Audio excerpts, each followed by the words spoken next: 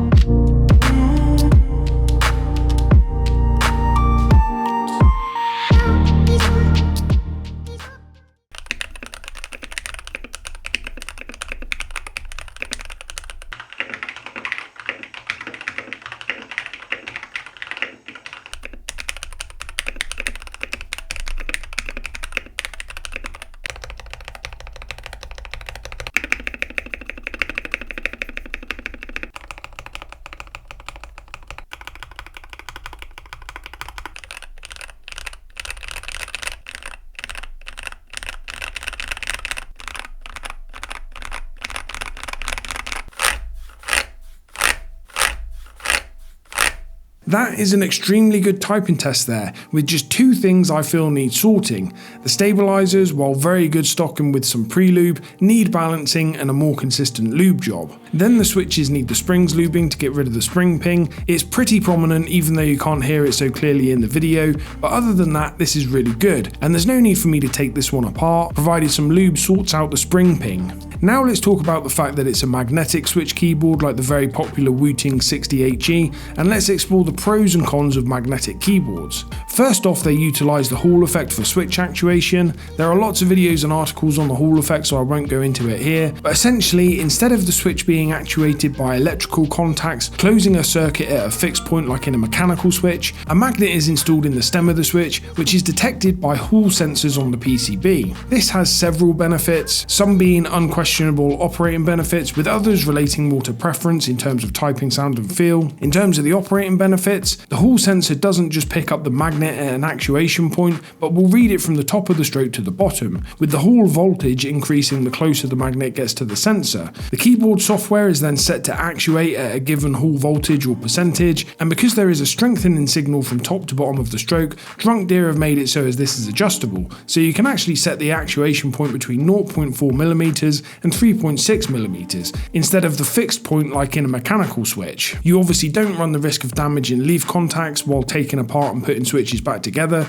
and the number of actuations the switches are rated to goes up by double. In terms of the sound and feel of the switches, there is no friction between the stem legs and metal contacts, as there aren't any. The stem and housing rails do the same job as in a mechanical switch, but now they are just guiding the magnet in the stem straight down towards the sensor, so all you feel is the resistance from the spring and the stem travelling down through the rails in the housing. The result is just incredibly smooth and clean. It's a little hard to describe as linear mechanical switches feel super smooth depending on the materials and surface finish, but these magnetic switches feel quite different. Best I can describe it is just incredibly smooth and clean, with no contacts impacting the travel or bottom out feel. The magnetic switches can be taken apart for modding using this type of switch opener, and you can lube the magnetic switch in much the same way as you would a mechanical switch. These switches are factory lubed and are so smooth that I don't feel the need to re-lube them, that is, other than lubing the springs to get rid of the spring ping. The stabilizers are just standard plate mount cherry type stabilizers, so you just treat them the same as you would any other set of stabilizers and just tune, lube and mod to your taste. As you can see here, the magnetic switches have pretty much exactly the same side profile as a mechanical switch, and the PCB is technically north facing, which doesn't bode well for cherry profile keycaps. I did some testing and can confirm that there is interference with cherry profile keycaps, which is why it comes with OEM profile keycaps.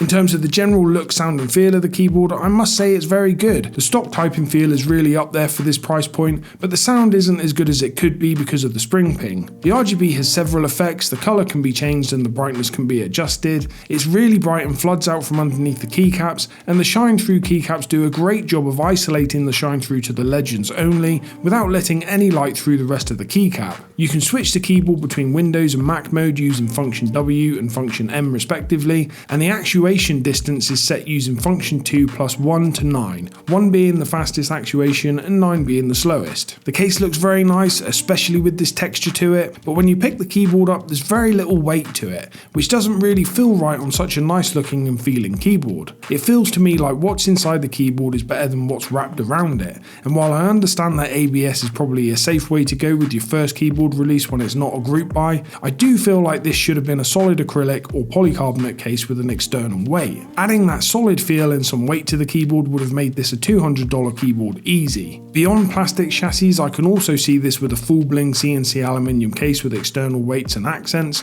due to how good the typing experience is with magnetic switches. I'd also absolutely love to see other mounting options. Of course, the big con for magnetic keyboards is that there's just no choice in terms of switches. While Drunkdeer plan to release more switch options, you're just not going to see the same selection as you get with mechanical keyboards for the foreseeable future. It actually specifies on the website that while these keyboards are hot swappable, they don't recommend swapping out the switches, and I read that the switches need to be returned to the same sockets if you do pull them, due to the factory calibration of the keyboard.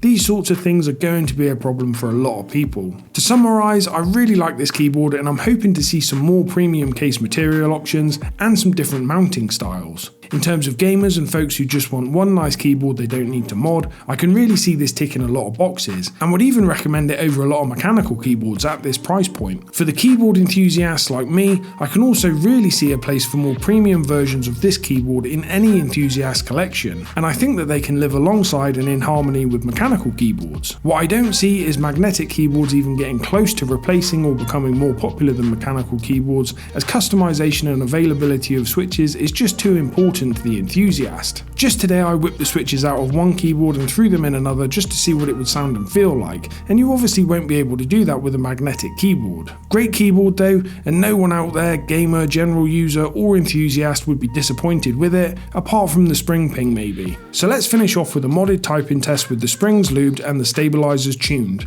I'm happy to report the spring ping has gone.